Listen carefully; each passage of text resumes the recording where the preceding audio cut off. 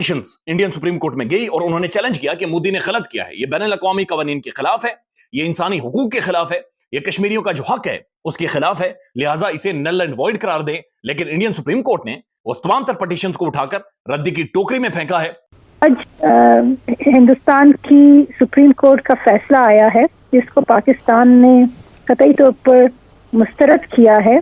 इसकी सबसे अहम वजह यह है कि इंडियन सुप्रीम कोर्ट का और के पास ये अख्तियार ही नहीं है कि वो जम्मू और कश्मीर के मुस्तकबिल का फैसला कर सके। उसके बात करना चाहूंगा, बल्कि मुझे दुख हुआ है, मैं तो बल्कि गिला देना, मैंने मोदी साहब ने बड़ी आज रिसल्ट की पाकिस्तान की। मोदी साहब ने आज तक कभी उर्दू में ट्वीट नहीं किया, आज उनके ट्विटर अकाउंट से उर्दू में ट्वीट की गई। किसी ने उनको बताया हुआ चले जिन्हें अंग्रेजी ट्वीट पढ़नी होंगी उन्होंने। और इंडियन सुप्रीम कोर्ट जो है वो सिंगल हैंडेडली एंड यूनिलैटरली फैसला कर लें और ये कहें जी कि हम अब ये समझते हैं कि इसका स्टेटस बदल देना चाहिए। तो नमस्कार दोस्तों, जय हिंद। दोस्तों, भारत के प्रधानमंत्री मोदी जी ने सुप्रीम कोर्ट के फैसले के बाद उर्दू में ट्वीट किया जिससे पाकिस्तानियों की जल गई है, क्योंकि इन जिहादियों को मदरसाओं में केवल उर्दू ही पढ़ाया जाता है क्योंकि इनसे इंग्लिश आती नहीं है। यही कारण है कि भारत के प्रधानमंत्री मोदी जी ने उर्दू में ट्वीट किया। क्या है पाकिस्तानियों का रिएक्शन, वीडियो को स्टार्ट कर दे। लेकिन उससे पहले यदि आपने हमारे चैनल को सब्सक्राइब नहीं किया तो सब्सक्राइब करें, वीडियो पसंद आए तो लाइक करें, कमेंट करो, शेयर करें। और उन्होंने कहा कि मोदी ने जो किया है वो बिल्कुल ठीक किया है। तो इंडियन सुप्रीम कोर्ट का ये फैसला आया है। ये क्यों इंडियन सुप्रीम कोर्ट कमजोर पड़ी है, इसके ऊपर पाकिस्तान बोला है, पाकिस्तान के फॉरेन ऑफिस ने क्या कहा है, पाकिस्तान के फॉरेन मिनिस्टर ने क्या कहा है, वो आपके सामने रख देते हैं। लेकिन इसके ऊपर मोदी भी बोला है, नरेंद्र मोदी एक दफा फिर इसके ऊपर बोला है। मोदी ने उर्दू में ट्वीट किया है। उर्दू में उसने इसलिए ट्वीट किया है कि मैं और आप अंग्रेजी नहीं समझते, उर्दू समझते हैं, लिहाजा उर्दू में उसने हमें 2-3 चीजें 4 चीजें बता दी हैं, वो आपके सामने रखेंगे। लेकिन उससे भी पहले सिरिल अल्मेडा प्रोमिनेंट जर्नलिस्ट हैं, इनका ट्वीट आया है और ये ट्वीट सिर्फ 4 अल्फाज है। The Kashmir issue is dead. Cyril Almeida ये कह रहा है, prominent journalist, Kashmir issue is dead. Kashmir issue मर चुका है, कश्मीर इशू खत्म हो चुका है, कश्मीर इशू का गला घोंट दिया गया है और कश्मीर इशू को कत्ल कर दिया गया है। सिरिल अल्मेडा का जब मैंने ट्वीट पढ़ा तो मैंने पीछे मुड़ के देखा कि मेरा एक वज़ीर आज़म है अनवारुल हक साहब, एनकेशन के पहनता है, शर्ट के बटन खोलता है, बड़ा अच्छा दिखता है, बड़ा अच्छा बोलता है, बड़ा ऊंचा बोलता है। बल्कि जब मैं या गरीब लोग वहां के एहतजाज करते हैं बिजली के बिल्स के ऊपर तो डंडा उठाकर, लाठी उठाकर बैत भी मारता है, ठीक ठाक पुलिस से फेंटे भी लगवा लेता है, नौजवानों को गिरफ्तार भी करवा सकता है, तंबू खड़वा लेता है। अगर कोई एहतजाज करे तो यकीनी तौर पर मेरा वज़ीर आज़म साहब अंडरटेकर है, उसके अंदर जान है, उसके अंदर दम है, मेरे जैसे बंदे को कुटवा सकता है। तो लिहाजा उन्होंने कुछ ना कुछ तो किया होगा, फोन शून खड़काए होंगे आगे पीछे, चाइना, यूरोपीय यूनियन, अमेरिका, कोई आगे पीछे रोला डाला होगा, एक डिप्लोमेटिक क्राइसिस उसने क्रिएट किया होगा, एहतजाज किया होगा, कोई बैन अल-अक़वामी प्रोटेस्ट किया होगा। उन्होंने जो किया था वो आपके सामने रख देते हैं। फिर मेरी नजर गई कि सरदार मसूद खान साहब, सरदार साहब, हमारे साबिक प्रेसिडेंट सरदार साहब, बड़ी तगड़ी शख्सियत, बहुत बड़े बड़े सरदार, हमारे अमेरिका के अंदर आजकल सफीर हैं, अमेरिका के अंदर बैठे हुए। मैंने कहा यकीनी तौर पर इन्होंने और कुछ ना भी किया हो, इन्होंने खिड़की से छलांग जरूर नीचे मारी होगी ताकि रोला पड़े। उन्होंने क्या किया है वो भी आपके सामने रख देते हैं। लेकिन यकीन माने कि मेरी जो नजरें थी वो उसे भी ढूंढ रही थी, आजाद कश्मीर के साबिक वज़ीर आज़म साहब को, जो पार्लियामेंट के अंदर रोते थे, जनाब फारूक हैदर साहब, और रोकर ये कहते थे कि तुमने डॉलर चूपने, कश्मीर की माएं बहनें हमारा इंतजार कर रही हैं, कभी इधर आंसू, कभी उधर आंसू, कभी इसके सामने आंसू, कभी उसके सामने आंसू, और आंसू की लड़ी परोते थे और फकी देते थे हमें, रो रो कर हमें भी रुलाते थे। आज उनके आंसू कितने निकले, यानी कितनी बड़ी बेवकूफ हमें सबको बनाया जाता था। तो कि दुनिया इस तरह से काम नहीं करती, दुनिया रोने से, धोने से, चीखने से, पुकारने से दुनिया नहीं चलती। दुनिया के डायनामिक्स बदल गए, वर्ल्ड ऑर्डर बहुत ज्यादा चेंज हो चुका है, दुनिया अलग तरीके से सोचती है, अलग तरीके से समझती है, और बहुत सारे मसाइल बड़े अलग तरीके से हल किए जाते हैं, वो भी आपको बताते हैं। लेकिन जो हमारे वज़ीर आज़म साहब है, अनवारुल हक साहब, हमारे अंडरटेकर मजबूत वज़ीर आज़म साहब, जो कुटवाते हैं लोगों को बिजली के बिल्स के ऊपर, उनकी जो स्टेटमेंट आई है वो स्टेटमेंट बड़ी फनी स्टेटमेंट है। तकरीबन 3 कोई उसके पैराग्राफ है, मैंने गूगल किया और ढूंढने से बड़ी मुश्किल से एक आधे पाकिस्तान की अखबार में छपी हुई है, वो मैंने देखी है। 3 जो पैराग्राफ हैं, उन 3 पैराग्राफ में एक तो अनवारुल हक साहब ये कहते हैं कि ये कश्मीरियों का कत्ल है, कश्मीरियों के जो आईनी हुकूक हैं उनका कत्ल किया गया है, इंडियन सुप्रीम कोर्ट का जो फैसला आया है। लेकिन उसी फैसले के अंदर 3 दफा, उस स्टेटमेंट के अंदर 3 दफा वो ये कहते हैं कि हमें पहले से पता था, हमें पहले से पता था इंडियन सुप्रीम कोर्ट यही फैसला देगी, हमें पहले से पता था कि कश्मीरियों से उनका हक छीना जाएगा, हमें पहले से पता था कि यही फैसला आना है। यानी तो अगर पहले से अगर आपको पता था, आपने किया क्या है जनाब? नया सूट पहनने के अलावा, कपड़े इस्त्री करवाने के अलावा, शेव शू करवाकर फ्रेश होने के अलावा आपने किया क्या है? आपको तो रोला डालना चाहिए था, आपको तो बैन अल-अक़वामी तौर पर आज चीखना चाहिए था। लेकिन आज एक चीज समझ आई है कि आपके किधर हैं वो लीगल विजिट्स, आपके लीगल माइंड्स किधर हैं? आपके वो जो लीगल ओपिनियन देने वाले लोग हैं, जो आपने टीम बनानी चाहिए थी, एक कमेटी बनानी चाहिए थी, वो लीगल माइंड्स किधर हैं जो आज बैनुल-अक़वामी अंग्रेजी चैनल्स के ऊपर बैठे, अल जजीरा पर बैठे, CNN पे बैठे, आज इंटरनेशनल न्यूज चैनल्स पर बैठे और ये जो कोर्ट का फैसला है इंडियन सुप्रीम कोर्ट का, इसके ऊपर बातचीत करें। इसके जो लीगल लैक्यूनास है, लीगल खामियां हैं, उन्हें हाईलाइट करें और दुनिया को बताएं कि जनाब ये क्या इन्होंने सुप्रीम कोर्ट ने फैसला दिया है, उसे फाड़ कर फेंकें, को कापियां फाड़ें, को रोला डालें, को अंग्रेजी झाड़े, हमें भी पता चले। किधर है आपके साफी?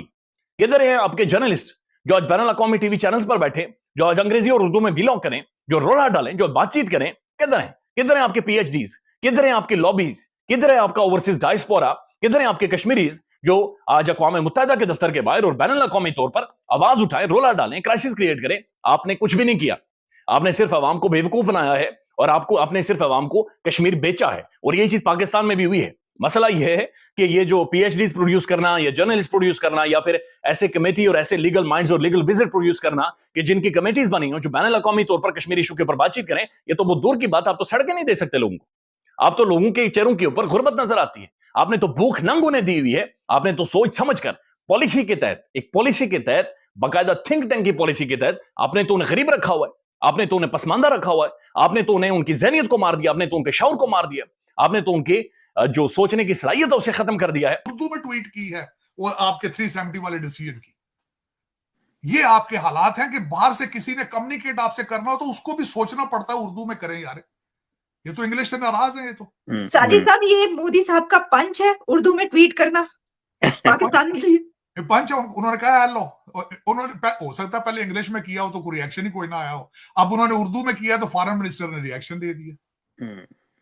तो सर फिर धूप में खड़े होने के लिए तैयार है जिंदगी भर? धूप में क्यों खड़े? धूप में तो आप पहले ही खड़े हैं। आप इससे बगैर भी तो धूप में ही खड़े हैं। आप छांव तो आपके पास है ही नहीं। दरख्त तो आपने सारे जला दिए या बेच के खा गए आप उनको।